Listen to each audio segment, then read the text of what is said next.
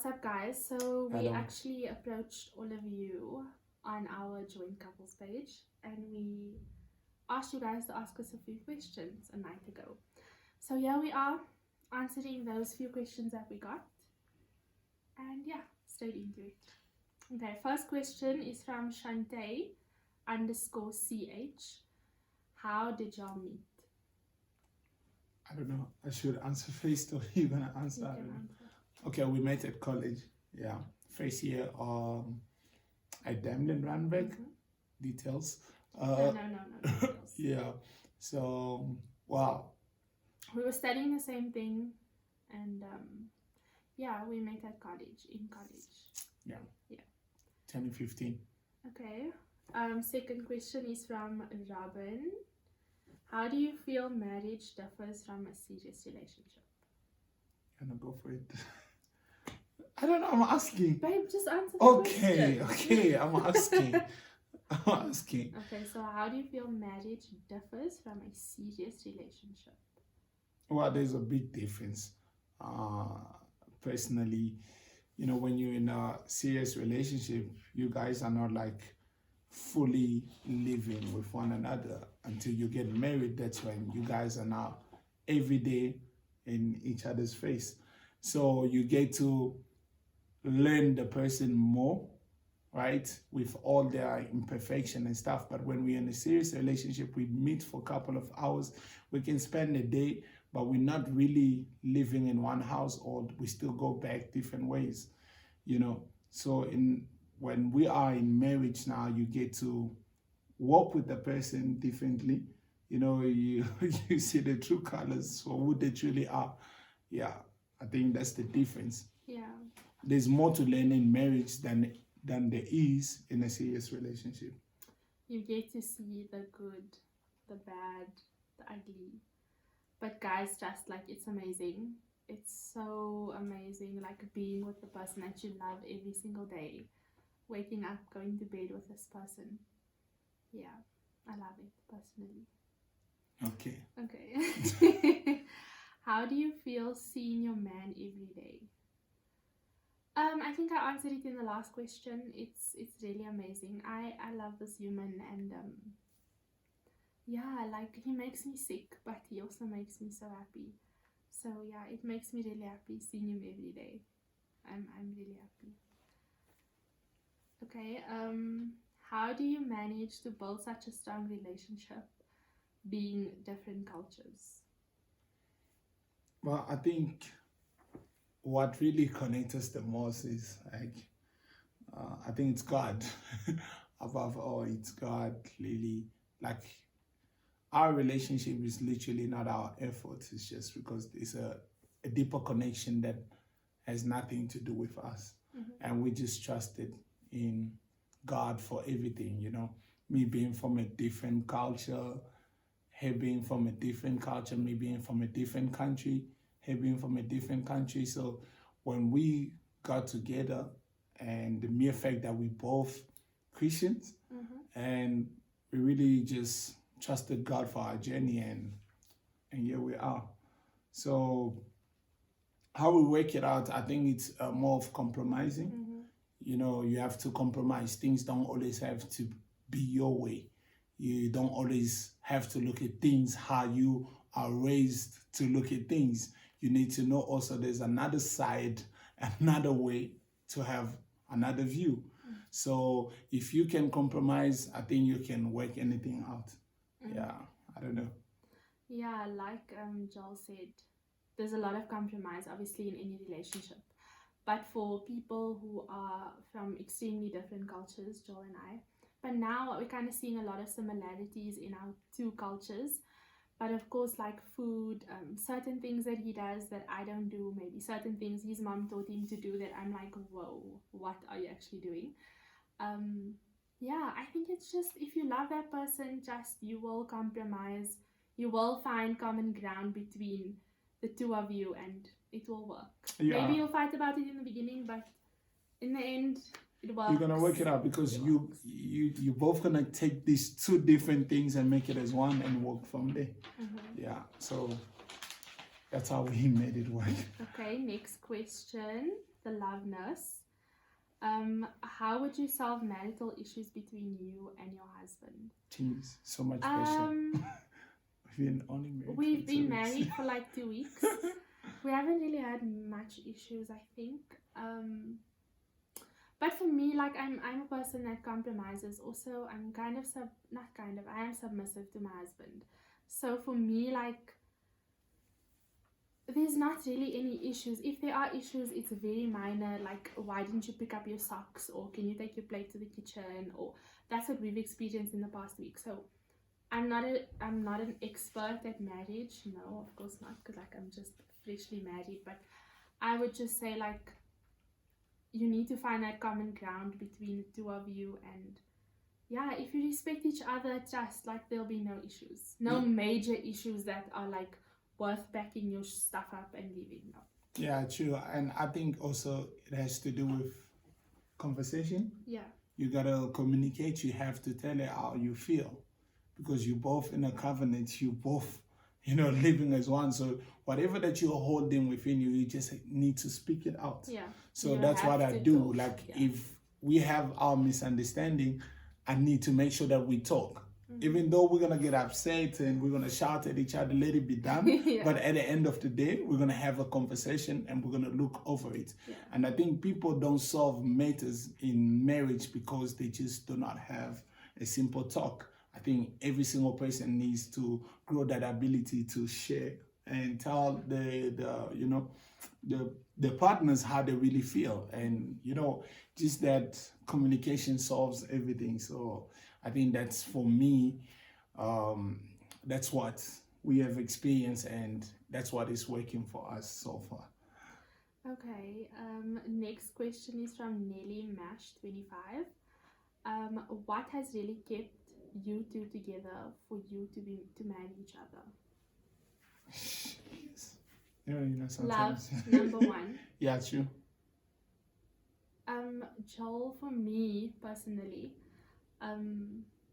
Joel fills a very special place in my heart, which I won't go into detail right now. But yeah, like, he fills a extremely, extremely special place in my heart. And for me, like, I knew, like, 4 days into meeting Joel and knowing Joel, like, I knew I was going to marry this man. Like, I knew it. And I always used to drop bombs and hints at him. And I was like, whoa. No, but anyway, so yeah, I think she's right. It has to do with loving the person. It's love is like, even the scripture says that love helps you overcome the commandment that was set on us. So if you don't love, you're not able to overcome certain things. So because we love each other, love has to do with sacrifice. Love has to do with compromising. Love has to do with, with so much more. The ability to not just be judgmental, but put away your pride, Which is very difficult. And which is very difficult because, you are stuck up in your ways. But when you love the person, you're willing to sacrifice your ego to be humble enough to also learn from the person. And I believe that that's what we've been able to do this far. It's just because we love each other and we sacrifice for each other. We look out for each other. We do so much more. Love is all about doing more. Just as Christ did himself, Christ did so much more for Being us. Selfless, So guys. Exactly. So you need to, like, it's so important. If you're gonna love the person, I think you also need to sacrifice for them and be selfless. And not only sacrifice. For me, like, money and nice things, for me, is not a sacrifice that Joel makes for me. It's not about material. For me, I want sacrificing your time, your energy, giving me a hug, telling me you love me, holding my hand. Like, for me, that is Yeah, my friend. that is what I need from my man, and that's what he gives me. And yeah, it just works, man. Yeah, and obviously, also when you're in a relationship, seek more to build a friendship more than it is, she's my girlfriend. No, the person has to be your friend. Besties. Exactly. So, yeah. Okay. That's just something else. It will let us not get out. The next question is from Jonathan Kande Tembo. Where are you guys going for a Jonathan. honeymoon? I don't That's know. a surprise. Yeah, we're not gonna mention it. That will happen after our white wedding. But it's I know where we're going. I know where we're going. Yeah. So you will see with It's a time. surprise. Yeah. Okay, official_Nate. How Super do you Nate. feel living with your woman in the same house? How do I feel living with my woman in the same house? It's amazing. You know, she really takes good care of me. I've gained weight, a couple of weight, as you can see. But apart from that, I think I'm getting to know her really, really now for who she truly is. You know, the caring person. Like, there's so much more that I'm learning about this person that I possibly couldn't learn if we were just like dating, you know. But now, since I'm seeing her, we wake up, we spend the day together, you know, we share some, you know, deep stuff, and you know, you grow more and more. It's an everyday step, which is an amazing step of discovering your partner. Trust, guys. Yeah. You feel like you know this person. I've been with Joel for it will be 5 years in Feb. I can't even remember. Feb. But every single day I learn something about Joel. Even if it's small or big, like, okay, this guy, he'll brush his teeth and leave the splatter on the mirror. Like, are you gonna expose me like that? Why? I'm saying, like, that's why. Like, you learn about this person every single day. Like, and I'm sure, like, we'll continue learning about each other. Yeah, it's a when learning the process. Babies eventually come, like, it's a learning process. Yeah. Okay, I don't know how to say this. It's on your air, what it is. Okay. Yeah. Who's funnier between the two of you? I think I'm the funniest guy in our marriage. I'm very funny. I crack jokes all the time. She is actually annoying. It's hard for her to take me serious, but she does know when I'm serious and when I'm the funny guy. But I think I'm funny. And Shemi is funnier. He's funnier. I think all the time I'm very funny. You know, I just make sure that I keep her happy and you know, she's forever laughing or smiling. That's a major key. So, guys, if you want to get a woman, make her laugh. Yeah. Make her laugh. You will anyway, get her. Not for the wrong reasons, though. You will get her. So. Okay, another one from Nate, official_Nate. What is the next move after the white wedding? We're gonna have kids. No, I'm just joking. Yeah, obviously we're getting a house. It's on like a house that we buy our most own, definitely. not renting. We're putting it out there, you know, we're speaking it out into existence, you know. Yeah. The power of it. House and babies. No. Yeah, most definitely. Yeah. But that's God's plan. 7 kids. No, how no. Okay, who's this? That is Gracious sister. How do you say this? Monet. I don't know. My bad. I know she's watching this. Soul? Yeah. I don't know. Am I allowed to come to the wedding? Of course, babe. Yeah, no, you're more than welcome. Stay tuned for the save the date. We will definitely be sending them out soon. Yeah. Okay. Rum and water. I'm gonna put the names out there. What's y'all's opinion on being intimate before marriage? Don't do it. You can't just tell people drop bombs that don't do it. It is a trap, guys. Like, initially we didn't understand that. Do we go deeper? Yeah, you have to let them know she's asking so she knows.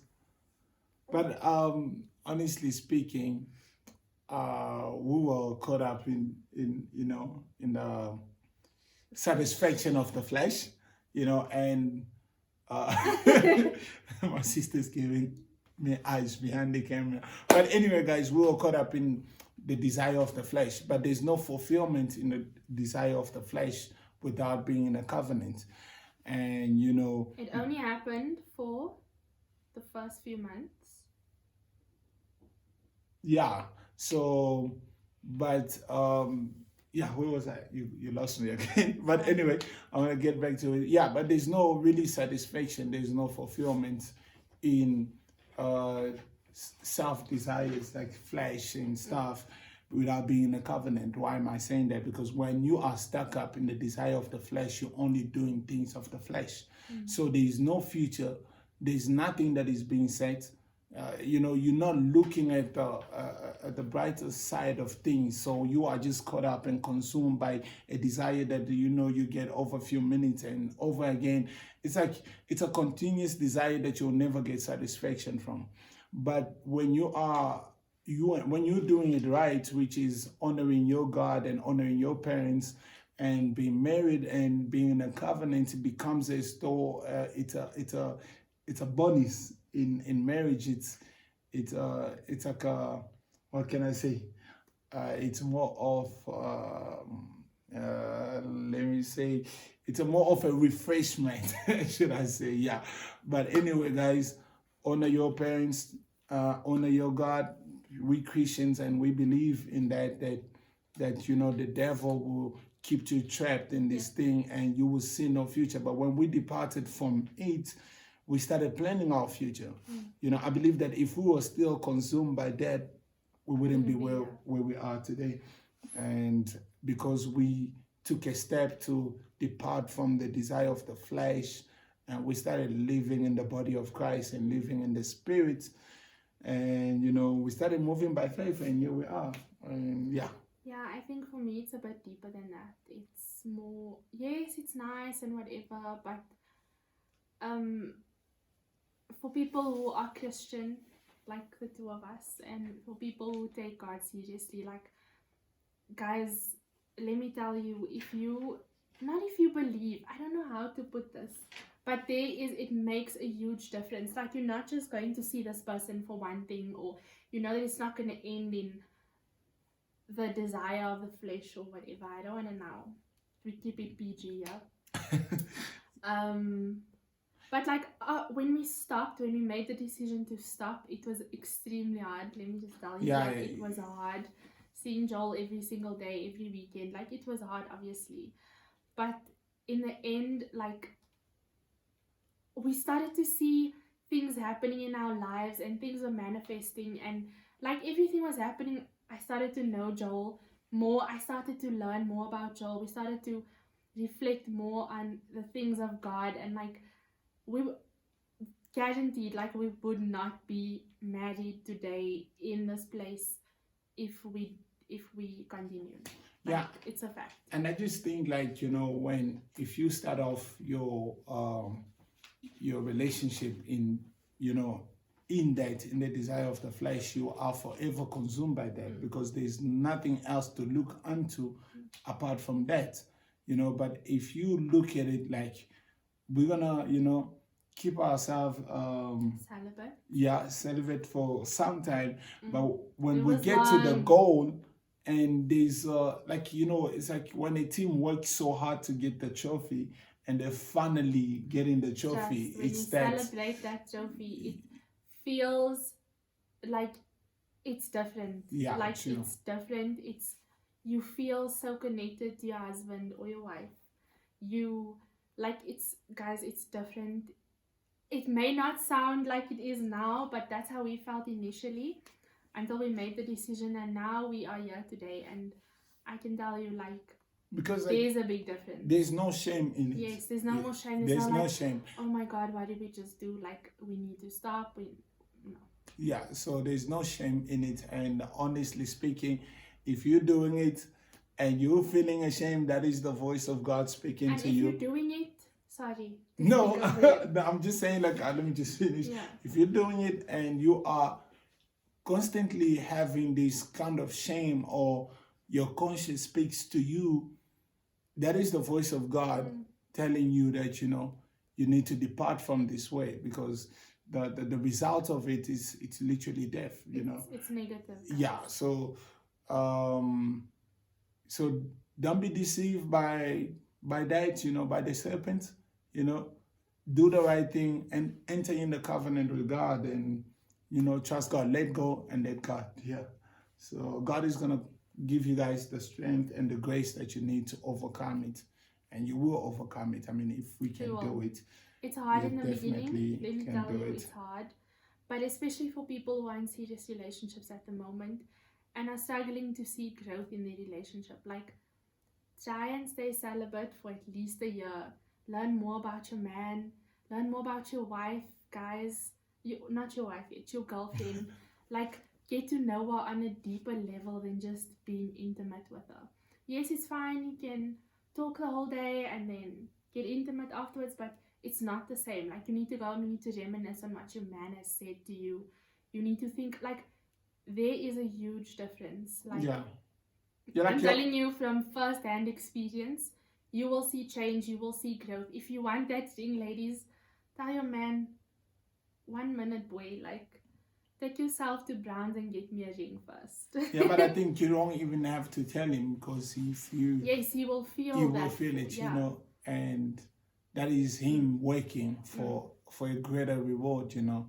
And obviously, if you're Christian, you know, we're not born of the flesh. If we accept Christ, we are born of the Spirit. So if you are born of the Spirit, you got to do the things of the Spirit, which is fearing God. So how do you fear God, but you walk in a way which is not glorifying God? You know, they said the steps of a righteous man are ordered by God. So if you are caught up in the desire of the flesh, how is these steps being ordered by God? You only ordered by your fleshly desires. So I believe that when you get out of it, you get more, you know, speaking from I have, you know, a personal point of view. So yeah, that's a video for some other day. I just want to say quick disclaimer that we are not experts at this. No, we're not. We are not pastors. We are not relationship counselors. Like, this is just from our personal experiences. And our if encounter you can with learn God, from it, like, that would be amazing. Yeah, anyway. Yeah.